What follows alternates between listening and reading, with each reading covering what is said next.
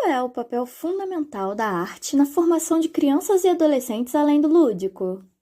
Antes de tudo, eu acho assim que todo mundo deveria, né, ser obrigado a fazer teatro pelo menos uma vez na vida, né.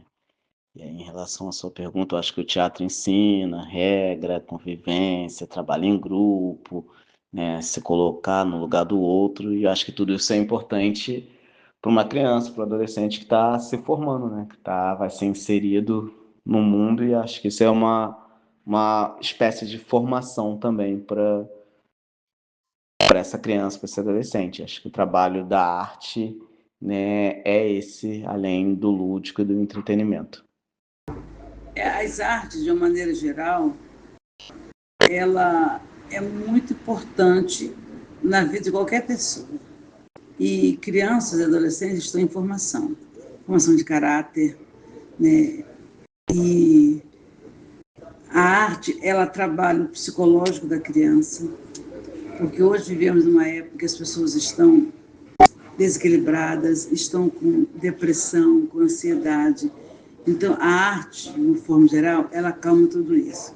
As artes plásticas, quando eles desenham, que eles se colocam naquele desenho, eles se esvaziam de si mesmos. E na arte do teatro, também, no teatro, eles também se colocam, porque eles introjetam aquele personagem e depois eles colocam para fora, né? Então, assim, a arte é fundamental. Na minha experiência, já tive crianças que elas se curaram fazendo teatro. Criança que vê com questão de esquizofrenia, de doenças graves incuráveis, mas não sei se eram crianças graves incuráveis, que elas ficaram curadas. Crianças, eu tive um caso de um menino de 15 anos que ele morava com outro homem, e esse homem abusava dele desde os 13 anos. Mas ele não era homossexual, ele foi violentado. E depois que conheceu o teatro, ele se libertou de uma forma tal que ele namorou, noivou, casou e tem uma filha. E quando ele me vê, me abraça, assim. Ele vivia internado no HGJ, amarrado, como louco. E hoje é a pessoa perfeita, o teatro fez esse bem para ele. Quais são os principais cuidados e escolhas artísticas na hora de montar um espetáculo para os mais jovens? O meu maior cuidado é sempre com uma escolha de um texto que meus alunos, no caso da oficina, que meus alunos se sintam à vontade, que sintam prazer. Então, a ideia principal sempre surge deles, assim, né? Eles têm que estar empolgados com o que eles vão fazer, até porque é eles que vão estar lá no palco apresentando, vivenciando aquilo. Então, o que eu faço é levar textos curtos, às vezes textos de contos de fada, contos populares, e a partir desses textos e sugestões deles, a gente cria um texto geral para apresentação, né? Claro que nada ofensivo, nada com palavrão, nada que vai causar, né, um mal-estar para quem vai assistir, mas geralmente parte dos alunos. Então, eu trabalho com teatro e educação, né? Eu faço teatro nas escolas. E eu tenho muito cuidado na escolha de textos, pelas mensagens que eu vou passar. Por exemplo, a Secretaria de Educação aqui de Angra dos Reis proibiu cultura nas escolas. Fui lançar meu livro, a superintendente falou: escola não é lugar de lançar livro. Aí eu perguntei: lança esse livro aonde? Mas eu entendi o secretário quando ele proibiu cultura nas escolas. É porque muita gente que faz teatro diz que é cultura, mas aconteceu um caso, quando foi montada Caldo de Barrela, de Plínio Marcos, se não me engano. Em 10 palavras, 9 são palavrões. Então, no meu ver, esse teatro, ele não eleva nada, muito bem para os jovens, né? E eu não falo palavrão. E quando as crianças, os alunos, que era a EJA, entraram, que a peça começou, eles saíram e disseram: eu sou crente, não quero ouvir palavrão. Outros disseram: não, não sou crente, mas eu não quero ouvir palavrão. E saíram. E isso ficou como que teatro fosse um lugar de pouca vergonha, de maldição, de coisa assim. E não é. Meu teatro é muito educativo, eu faço teatro afro, eu conto a história do meu povo, que muitas vezes é triste, como, por exemplo, contando história da senzala. É muito triste, que na senzala aconteceu as maiores barbaridades. Mas eu acho que o jovem precisa saber disso.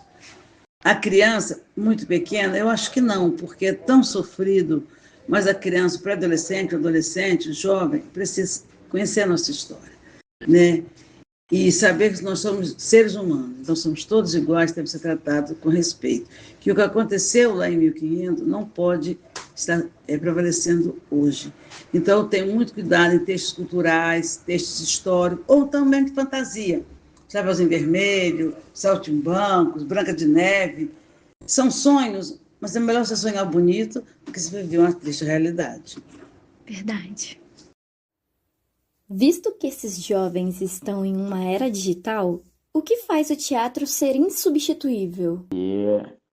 Acho que essa ideia de que, né, teatro vai acabar, vai perder sua força por causa da internet. Acho que tinha essa conversa quando teve o boom da televisão, né? Acho que a mesma coisa aconteceu com a questão, né, do cinema, mas tanto cinema, TV, né, são artes, né, editadas, vamos dizer assim, né? Acho que o teatro, como uma arte viva, não vai deixar de existir, né?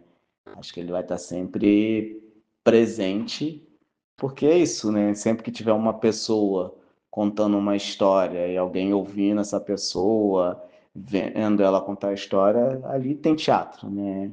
Então, acho que nada vai substituir essa capacidade nossa, né, de ficar curioso, de imaginar uma história sendo contada, encenada. Então, eu acho que não vai ser as redes sociais, não vai ser o boom da internet que vai fazer com o teatro deixar de existir.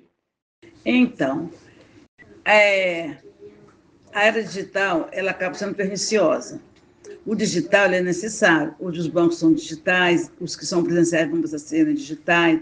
A gente precisa estar lidando com isso. Hoje comecei com uma amiga, ela tem pouco mais que a minha idade, ela disse que ela não faz Pix, não faz nada, não gosta disso, nada de virtual. Então o Itaú fechou 2 agências. Tá uma tristeza que os velhos querem dinheiro, papel na mão dele, no pagamento aqui.